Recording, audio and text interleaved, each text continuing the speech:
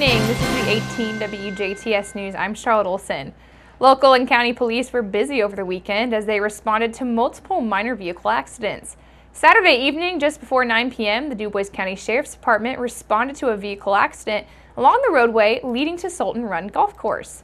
Deputies arrived to find a 2004 GMC Envoy operated by 16-year-old William Sternberg on its side just off the north side of the roadway. Police reported that Sternberg was leaving the golf course traveling on the west side of the roadway when he became distracted and drove off the right side of the road, which had a small drop-off. He then overcorrected while trying to bring the vehicle back onto the roadway, which caused his vehicle to tip over onto the driver's side. It then slid down the roadway approximately 200 feet before spinning 180 degrees and then coming to rest. Sternberg, who suffered an injury to his left arm, was able to free himself from the vehicle before deputies arrived. He was treated at the scene and then transported to the hospital by a private vehicle.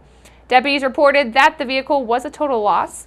And another vehicle accident that involved a car leaving the roadway was reported early Sunday morning. Around 2 a.m. Sunday morning, deputies of the Dubois County Sheriff's Department did respond to a report of a vehicle that was inverted between Brettsville and St. Anthony on State Road 64. Deputies arriving to the scene found a 1998 Plymouth Neon that was inverted on the south side of the roadway, with the driver of the vehicle identified as 25-year-old Adam Bukta. He was standing against the vehicle. Upon investigation, police learned that Bukta had apparently fell asleep and drove his vehicle off the south side of the roadway into a ditch, where the vehicle rolled over onto its top. Bukta was treated on scene by EMS due to a small cut on his head, but then refused to be transported to the hospital. While on the scene, police observed that he was showing signs of intoxication and administered several field sobriety tests. He was transported to the Huntingburg Police Department for a chemical breath test, where he tested in at 0.083% blood alcohol count. He was arrested and taken into the Dubois County Security Center for booking on a charge of an OWI. Finally, the weekend came to an end with the driver of a pickup that escaped injury after he was involved in a one-vehicle accident in which a utility pole was snapped in rural Dubois County Sunday morning. The Dubois County Sheriff's Department reported that around 9 a.m. yesterday, 61-year-old Roger Fleck was traveling on County Road 300 North near Madison Township when deputies say that for an unknown reason, his pickup traveled off the south side of the road and struck a utility pole head-on, and it did snap it off at the base. Dubois Rural Electric arrived on scene and removed and did replace the utility pole, closing the roadway for approximately 2 hours. Deputies say that Fleck refused treatment on the scene but was transported to Memorial Hospital in Jasper by a personal vehicle.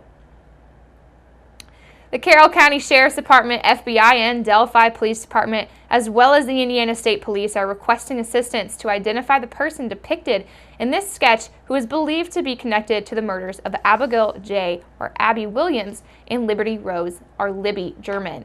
The police depicted in the composite sketch is described as a white male between 5'6" to 5'10" in height, weighing 180 to 220 pounds. He has reddish-brown hair, an unknown eye color. This sketch depicts a hat that may be accurate as well. State police are asking that the public focus on the person's facial features, and also the drawing is the result of information received during the course of the ongoing investigation. Anyone with information about the murders or the person depicted in this sketch should call the established tip line, which is 844-459-5786. And of course, if you call in, you can remain anonymous. Tips may also be emailed to the following address: abbyandlibby@cacoshrf.com. A reward in excess of $230,000 is being offered for information that leads to the arrest and conviction of the person or persons responsible for these murders. On Sunday, Indiana conservation officers reported that the body of a 41-year-old man who went missing in a Warwick County lake on Saturday had officially been recovered. Authorities say that 41-year-old Jeremy Bunkner of Evansville and his wife, 38-year-old Vanessa Bunkner, were swimming after dark in Yellow Banks near the beach area. The pair attempted to swim to shore after they became disoriented and encountered some aquatic vegetation. Officers say that shortly before 10 p.m., bystanders saw that Miss Bunker was struggling to stay afloat while yelling for help. They then jumped in and rescued her. However, Mr. Bunkner, he did go missing and was presumed to be underwater.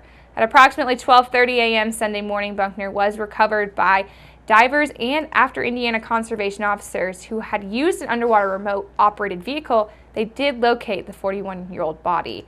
Alcohol is believed to have been a contributing factor in the accident.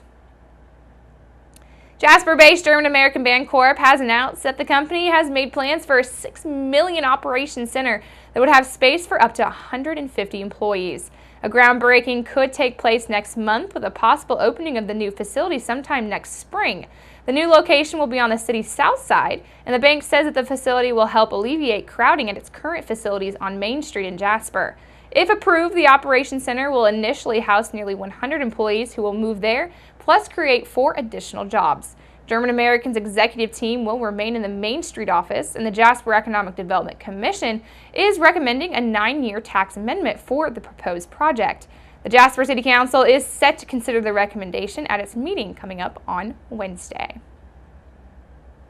Tonight marked the official start to the Dubois County Fair as the grand opening ceremony took place this evening. Visitors to tonight's festivities were able to take part at a 25-year-old time capsule, along with a large collection of beautiful quilts on display, and of course, carnival rides did open at 6. This year marks the 50th anniversary of the Dubois County 4-H Fair, and this week's activities include a first for fairgoers, as a wedding is scheduled to coincide with the demo derby on Saturday. Also, another first will be the presentation of Latin music on Thursday evening at 6:30. With all the new, the Dubois County 4-H Fair will of course continue to feature many of its traditional exhibits, as the livestock barns are always a fun adventure for families, along with the all-time fair classic of drag racing on Friday and the demolition derby on Saturday. For a complete list of 4-H Fair activities, you can visit the 18 WJTS website, which is of course WJTS.TV, or for more information about the Dubois County 4-H, along with fair activities, you can visit the Purdue Extension website. And make sure you keep it right here, because up next we'll take a look at your weather summary.